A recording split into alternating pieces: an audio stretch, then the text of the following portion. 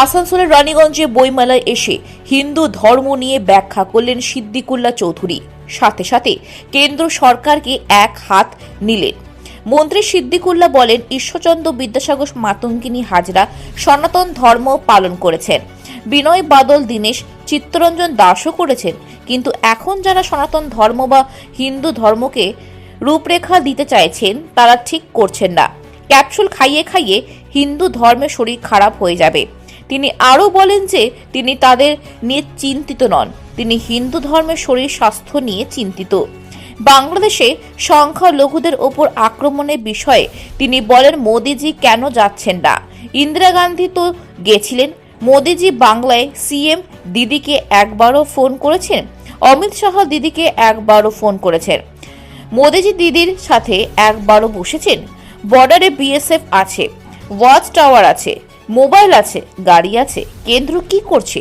সব দোষ নিজেরা করবে আর আমাদের উপর দোষ দেবে, সেটা হয় না। আমি 100% বিশ্বাসী। মাতঙ্গিনী হাজরা করেছেন, ক্ষুদিরাম করেছেন, বিনয় বাদল দীনেশ করেছেন, বাইরে আমি যাচ্ছি না, চিত্তরঞ্জন দাস করেছেন। এখন হিন্দু ধর্মকে পরিচালিত করছে বিভিন্ন রূপরেখায়। এটা হিন্দু সনাতন ধর্মের জন্য মঙ্গলদায়ক নয়। আমরা চাইছি হিন্দু সনাতন ধর্মের যে সংজ্ঞা, ধরুন আপনার রবি ঠাকুর দিয়েছেন আর অন্যান্য মনীষীরা দিয়েছেন, এর উপর বিতর্ক হওয়া দরকার, আলোচনা দরকার। আমি আমাদের নিয়ে চিন্তিত নই, কিন্তু হিন্দু ধর্মকে যেভাবে ক্যাপসুল খাইয়ে খাইয়ে আপনার ওই হাইব্রিডের মতন চেষ্টা করছে, শরীর স্বাস্থ্য খারাপ হয়ে যাবে। বাংলাদেশে তো সংখ্যালঘুর আক্রান্ত হচ্ছে। বাংলাদেশের প্রশ্ন, ভারত সরকার কি করছে? মোদিজি যান না কেন? ইন্দিরা গান্ধী গিয়েছিল, তিনি যান না কেন? কে আটকে রেখেছে? মমতা ব্যানার্জির সাথে কেন্দ্র সরকার বসেছে? জিজ্ঞেস করছি আমি, আজকে এতদিন বলিনি, এখন বলছি।